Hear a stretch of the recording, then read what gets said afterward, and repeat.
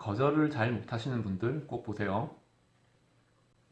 네, 우리가 사회생활을 하다 보면은 어떤 이런저런 부탁을 많이 받게 되는데 들어줄 수 있는 부탁은 뭐 성심성의껏 들어주면 되는데 꼭 거절해야 되는 부탁들도 많이 있죠. 뭐 돈 문제라든지 보증 문제라든지 들어주기 힘든 부탁들은 그때 거절하지 못하고 나중에 이불 킥하는 뼈저리게 후회하는 그런 부탁들 있잖아요.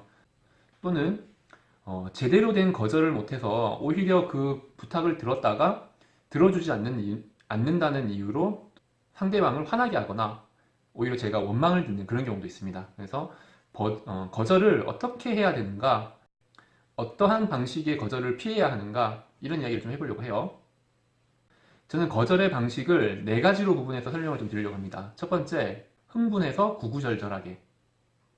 두 번째, 흥분해서 단호하게. 세 번째, 친절하게 구구절절하게. 네 번째, 친절하게 단호하게. 자, 여기에서 첫 번째 방법이 가장 안 좋은 방법인데요. 흥분해서 구구절절하게. 상대방이 저한테 이제 부탁을 했어요. 그런데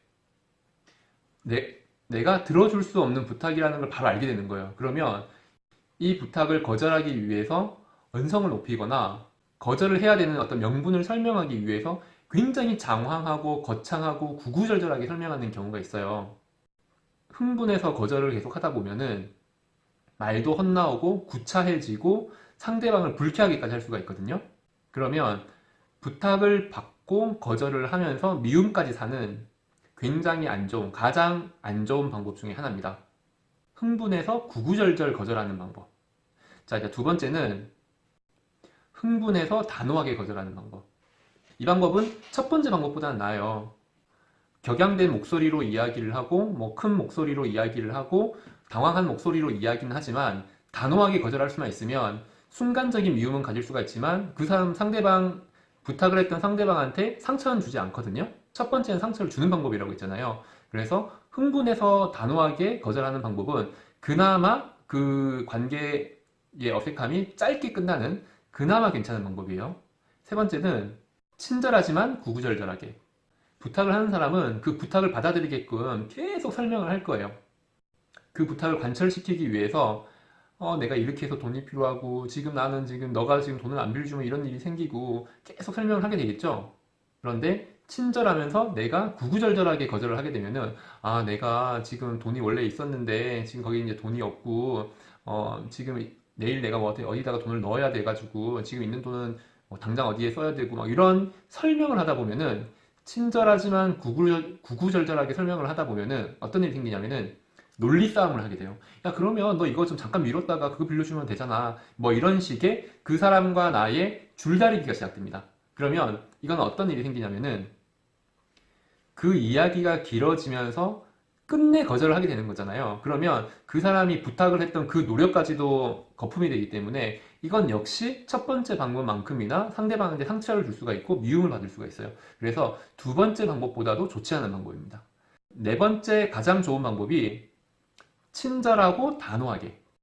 거절을 할 때는 차분한 말투로, 흥분하지 말고 차분한 말투로 거절을 하는데 그 거절의 이유를 구구절절 설명을 안 하는 겁니다. 구구절절 설명하지 않는 게 좋아요. 예를 들면 정말 그 돈만 좀 빌려주면 안 될까? 정말 진짜 부탁해 라고 얘기를 했을 때 정말 미안한데 안 되겠어. 안 돼. 미안해. 정말 미안해. 이런 형태로 내가 못 빌려주는 이유에 대해서 길게 설명하지 않는 거예요.